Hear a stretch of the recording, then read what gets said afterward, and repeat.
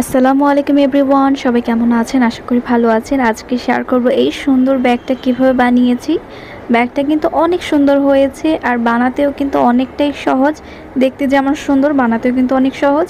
বর্তমানে কিন্তু এই ব্যাগটা অনেক এক্সপেন্সিভ এবং মার্কেট জুড়ে কিন্তু ব্যাগটা অনেক বেশি ভাইরাল। তো দেখুন, এই যে ব্যাগটা কিন্তু বাবুর জন্য বানিয়েছিলাম। তো এখানে আমি ব্যাগের জন্য গজ কাপড় নিয়েছি। আমার কাছে যে গজ কাপড় ছিল, জামা বানানোর পর যে টুকরো ছিল, সেই টুকরোটা দিয়ে আজকে ব্যাগটা বানাবো।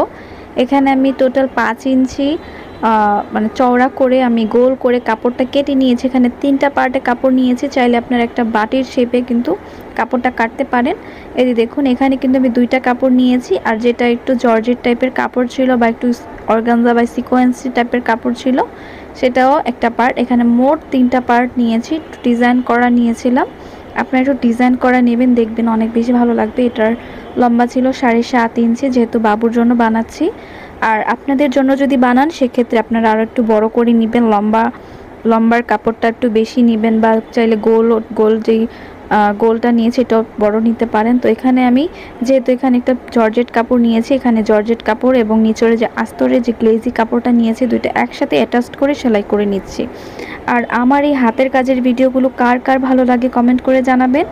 আমি কিন্তু যে ভিডিওগুলো আপনাদের সাথে শেয়ার করি, এটা কিন্তু আমার ফেসবুক পেজে আপলোড করি, ইউটিউবে আপলোড করি এবং টিকটকে আপলোড করি। কার কেমন লাগে আর কে কোথা থেকে দেখছেন, সেটা অবশ্যই কমেন্ট করে জানাবেন। এই যে দেখুন, আমি যে প্রথমে যে সিকোয়েন্সের যে কাপড়টা ছিল বা জর্জেট কাপড়টা ছিল, এই কাপড়টাকে কিন্তু আমি গোল করে কেটেছিলাম। এটার উপরে ভালো করে আমি সেলাই করে বসিয়ে দিচ্ছি। আর অবশ্যই গোল কাপড়টা কাটার পরে গোল কাপড়টা আপনারা মেপে নেবেন কতটুকু হয়েছে। মেপে পরে আপনারা 4 কোনা কাপড়টা কেটে নেবেন। তো আমার সেলাই করা শেষ। এখন আমি পুঁতি নিয়েছি ছোট সাইজ এবং একটু বড় সাইজ নিয়েছি। আপনারা চাইলে একটু ঝুলুনি টাইপের টার্সেল মানে মুক্তাগুলো নিতে পারেন। আমি যেভাবে এখানে টার্সেলটা লাগাচ্ছি, আপনারা চাইলে নিজেরাই কিন্তু সুন্দরভাবে লাগাতে পারবেন। আমি এখানে কিন্তু পার্ল ব্যবহার করেছি ছোট এবং একটু বড় সাইজ। আর চাইলে একটু ডিজাইন করা পার্লও ব্যবহার করতে পারেন। আমার কাছে যা ছিল আমি তাই ব্যবহার করেছি। চেয়েছি যে সিম্পলের মধ্যে শর্টকাট যেভাবে করা যায় সেভাবে ট্রাই করেছি। আর আপনাদের কাছে আমার এই ডিজাইনটা কেমন লেগেছে এটা অবশ্যই জানাবেন। আর আমার চ্যানেলে বা আমার পেজে বা আমার আইডিতে কিন্তু আপনারা অনেক ডিজাইনের জামার ভিডিও দেখতে পারবেন। আর ইউটিউব চ্যানেলে কিন্তু অবশ্যই সাবস্ক্রাইব করবেন। ইউটিউব চ্যানেলে কিন্তু বিভিন্ন ডিজাইনের হাতের কাজ, গজ কাপড়ের জামার ভিডিও দেখতে পারবেন। ঠিক আছে, এই যে দেখুন, এভাবে আমি একটু দূরে দূরে কিন্তু টার্সেলটা বসিয়ে দিচ্ছি। আর খুব ধৈর্য সহকারে একটু সময় নিয়ে আপনারা কাজটা করবেন, তাহলে দেখবেন কাজের ফিনিশিংটা অনেক সুন্দর হবে। আমার ব্যাগের কাজ কিন্তু এখনও শেষ হয়নি। এখন মাঝপথে আছি, আরও অনেকখানি কাজ বাকি আছে। আপনারা দেখতে থাকুন। আর আপনারা আরও কেমন কাজ দেখতে চান, হাতের কাজের ভিডিও, সেলাই কাজের ভিডিও, সেটাও কিন্তু আমাকে বলতে পারেন।